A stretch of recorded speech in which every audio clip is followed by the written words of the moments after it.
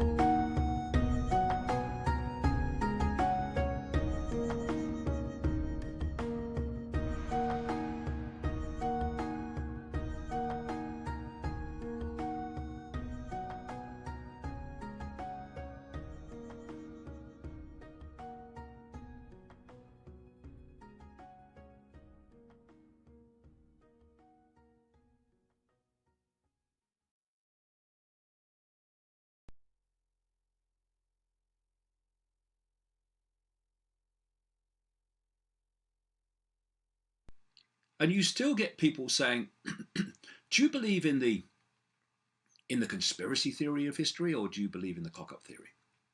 As if they're mutually exclusive, as if you have to pick one or the other.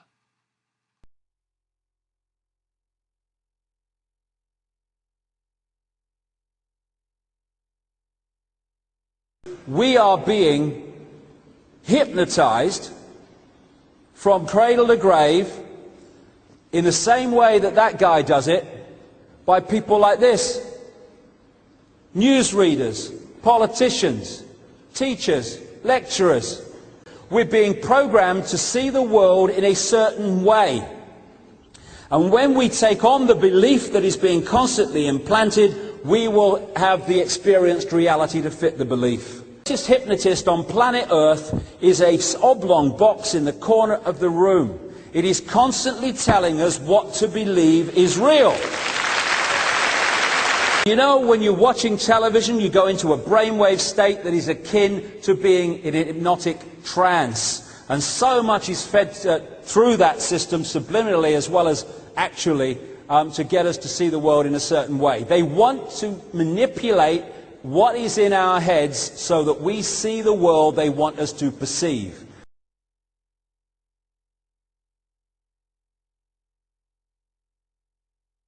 If we get caught in mind and the limitations of mind, then we can not go along that path. Because mind is telling us, oh no, you don't do that in this world because you have to do this and you conform and all the rest of it. Mind is telling us, oh no, you don't do that in this world because you have to do this and you conform and all the rest of it.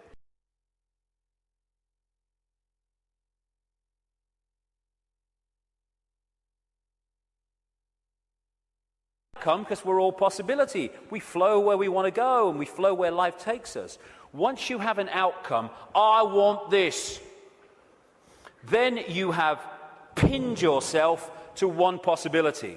And if that possibility doesn't happen, then you're in a state of disappointment. Even though you're all possibility and you can flow anywhere you like. I'm this what I want to be.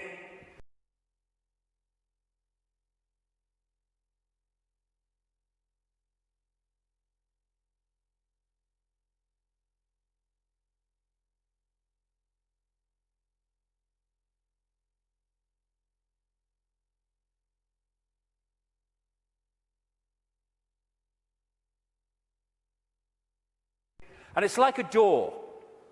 And people go through life and they're going, bang, bang. I want to be this. This is my outcome. Bang. And the door's going and life's going, ain't opening. Ain't opening. Bang, bang. Frustration. And they still go, bang, bang. This is my outcome. And then all the time this is going on, over here there's a door swinging open, saying, hey, come through me, no problem. Oh no, I want to be this, bang. And we go through life, and the door doesn't open, and that one's saying, over here. I don't have an outcome. I don't have an outcome. When I get up in the day, I don't have an outcome. I don't have an outcome in my life. I just go where it takes me. Outcomes are limitations.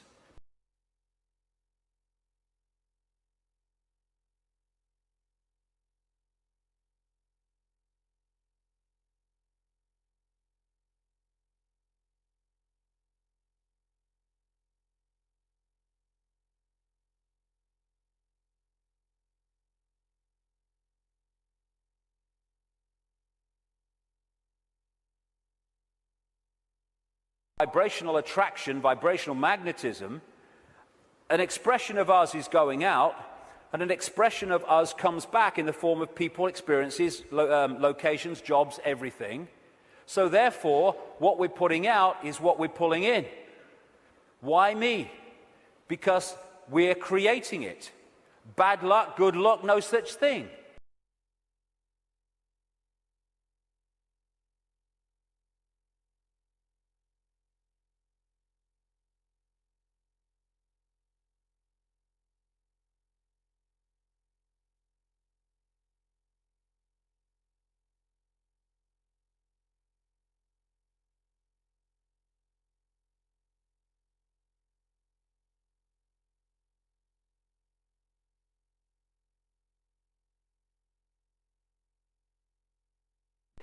Why me? It's like the Oracle said in the Matrix.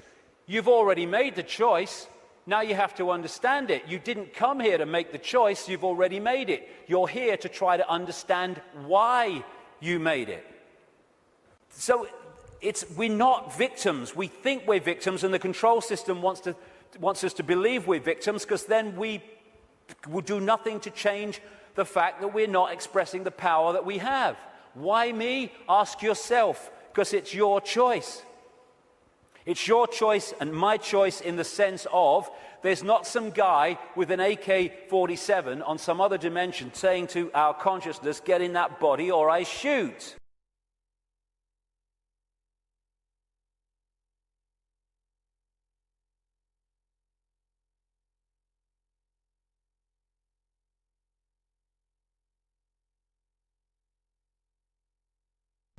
Just look at us. Everything is backwards. Everything is upside down. Doctors destroy health. Lawyers destroy justice. Universities destroy knowledge. Governments destroy freedom. The major media destroys information. And religions destroy spirituality.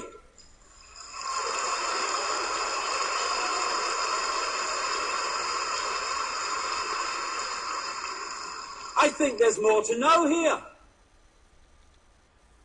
And it's all true. Along the lines of Sunni and Shia. Now, they agree, these two factions, on almost everything about Islam. Can't be true, Dave. It is. And what they don't agree on comes from something, pinch me, it can't be true, ouch, it is, from something like 1400 years ago, when the Prophet Muhammad left us, and two factions, now called Sunni and Shia, started arguing and killing each other over who should be his successor. The Sunni say one thing, and the Shia say it's a bloke called Ali. Saudi Arabia, Qatar, etc., who are more focused on unseating and destroying Shia targets than they are their alleged targets and opponents like Israel. The emphasis and the targeting of Iran by much of these Sunni-dominated countries and their ruling elites.